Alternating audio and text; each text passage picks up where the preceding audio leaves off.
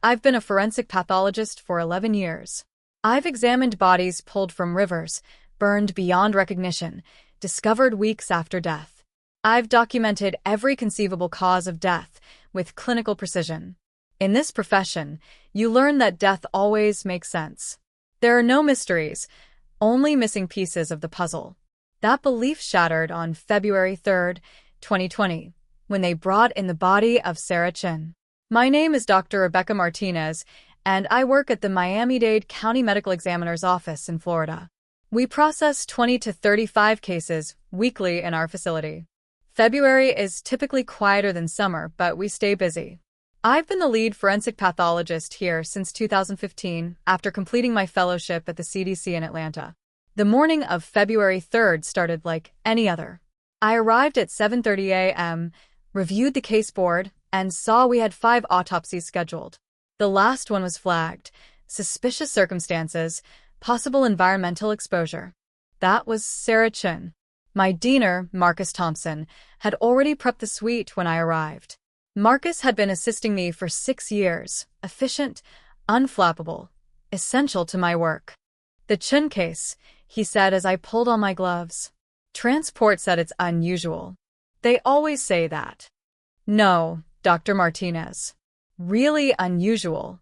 The body arrived at 8:15 a.m. The transport technician, a woman named Lisa Rodriguez, looked shaken as she wheeled in the gurney. "What's the story?" I asked, signing the log. "Found her on South Beach around 6 a.m. Lifeguard doing his morning check saw her lying on the sand near the water. Thought she was sleeping. Got closer and..." She paused. The sand around her was frozen solid, like ice. In Miami. In February. I stopped writing. Frozen. Solid ice, Dr. Martinez. In a perfect circle around her body, maybe 6 feet in diameter. And the body. She hesitated. When the EMTs tried to move her, she was frozen to the sand. They had to wait for her to thaw enough to transport. The whole thing took 45 minutes. Bodies don't freeze environments. Basic thermodynamics: heat moves from warm to cold, not the reverse. A dead body loses heat. It doesn't create cold. "What was the temperature this morning?" I asked. 72 degrees. Humid. Normal Miami weather. Marcus and I transferred Sarah Chin to the examination table. She was an Asian woman, late 20s, approximately 125 pounds, petite build. She wore a sundress and sandals, normal beach attire. No visible trauma. Her skin was pale, almost translucent, with a faint bluish tint. I reached to begin the external examination and pulled my hand back immediately. "Marcus, feel this." He touched her arm carefully, then jerked away. "She's freezing. Like actually freezing." I grabbed a thermometer and took a surface temperature reading, 27 degrees Fahrenheit. Well below freezing. I checked again. Same result. "Get me the core temperature probe." We don't normally check core temperature on bodies that have been dead for hours. They've equilibrated with the environment. But nothing about this was normal. I made the standard insertion into the liver. The digital readout appeared, 24 degrees Fahrenheit. "That's impossible," Marcus whispered. "A human body at 24 degrees Fahrenheit isn't a body anymore. It's a frozen mass of tissue. Water in cells crystallizes, expanding, rupturing cell walls. Organs turn brittle. Blood becomes slush. No one survives temperatures below 60 degrees Fahrenheit for long." But Sarah Chin hadn't frozen after death. The evidence suggested she'd been cold before death. Impossibly, lethally cold. "Dr. Martinez," Marcus said quietly. "I can see my breath near her." He was right. Cold air was radiating from her body, visible in the warm autopsy suite. I called the medical examiner, Dr. James Park, and within 20 minutes he was in the suite, staring at the thermometer readings. "Run the autopsy," he said. "Document everything. This is going to be a significant case." The external examination revealed no trauma. No bruising, no wounds, no defensive marks. Her fingernails showed no signs of struggle. Her eyes were clear, no petechiae, no hemorrhaging. Lividity patterns suggested she'd died lying on her back. The only abnormality was her temperature. Even after an hour at room temperature, she was still 31 degrees Fahrenheit. I made the Y incision. When I opened her chest cavity, frost, actual crystalline frost, covered her internal organs. Jesus, Marcos Breated. I removed the heart. It was frozen solid, the tissue hard as wood. The lungs were the same, crystallized, brittle. Every organ we examined showed the same pattern. Complete freezing from the inside out. But here's what terrified me. The cellular structure was intact. Usually, when tissue freezes, ice crystals rupture cells, causing massive damage.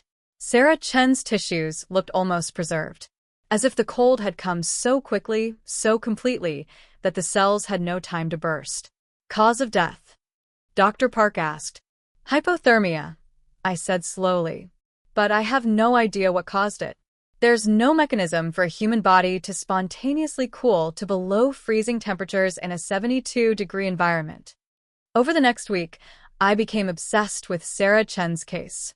Toxicology came back negative: no drugs, no alcohol, no toxins, no medications that could affect thermoregulation. Histology showed normal tissue architecture, just frozen. No disease, no infection, no metabolic disorder. I consulted endocrinologists, thermodynamic physicists, even experts in cryogenics. No one had an explanation. Then Marcus found something in her personal effects. A fitness tracking app on her phone. She'd been logging symptoms for 3 weeks. January 14th. Feeling cold all day. Can't get warm even in the sun. Weird. January 18th. Always freezing now. Wore a sweater to the beach. Friends think I'm crazy. Maybe I'm getting sick. January 22nd. Went to the doctor. Temperature was normal, 98.6 degrees Fahrenheit. But I feel frozen inside. They said it's probably anxiety. January 28th. This is getting worse. My apartment feels like a sauna to everyone else, but I'm wearing 3 layers and shivering. Something is wrong with me. February 1st. Can't sleep. The cold is constant. My boyfriend said my skin feels like ice, but thermometers say I'm fine. Nobody believes me. February 2nd, final entry. I think I'm dying. Tomorrow I'm going to the beach at sunrise. If something happens to me, tell my parents I try to get help. Tell them I wasn't crazy. My body is doing something science doesn't understand. Reading those words, I felt sick. She'd known. She'd tried to get help. Every test showed normal, so everyone dismissed her. I ran genetic testing. 6 weeks later, the results came back. Sarah Chen had a mutation in her mitochondrial DNA, a spontaneous error that affected how her cells produced heat. Instead of generating thermal energy, her mitochondria were consuming it, pulling heat from her body and releasing it into the environment. A biological heat pump running in reverse. As her cells worked harder to maintain temperature, more mitochondria malfunctioned, consuming more heat, creating a cascade. Her body had essentially turned itself into a freezer. The mutation was spontaneous, not inherited. It could happen to anyone. And because it was so rare, there was no treatment. Even if she'd been hospitalized, we couldn't have saved her. I ruled the cause of death as acute mitochondrial dysfunction resulting in fatal spontaneous hypothermia. Manner of death: natural. But there was nothing natural about dying at 28 because your cells forgot how to produce heat. Sarah Chen's case was published in the Journal of Forensic Sciences in September 2020. The paper warned doctors, if patients report feeling impossibly cold despite normal temperature readings, don't dismiss them. Order genetic testing. Look deeper. Since publication, I've been contacted by 4 other pathologists. Cases in Norway, Canada, Russia, and Alaska. Bodies found frozen in impossible circumstances. Patients who died of cold no one could measure. I think about Sarah Chen often. About her desperate attempts to be believed.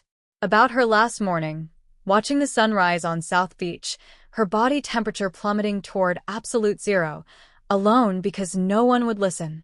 I've been a forensic pathologist for 11 years. I've seen death in every form. But Sarah Chen's case haunts me, not because of what I saw, but because of what it means. The human body can betray us in ways we have no names for yet. Somewhere right now, someone might be feeling that same impossible cold, visiting doctors who see normal results, writing desperate journal entries no one will believe. Until they end up on my table, radiating impossible cold, their body telling a story science doesn't yet understand. That's the real horror. Not the unknown.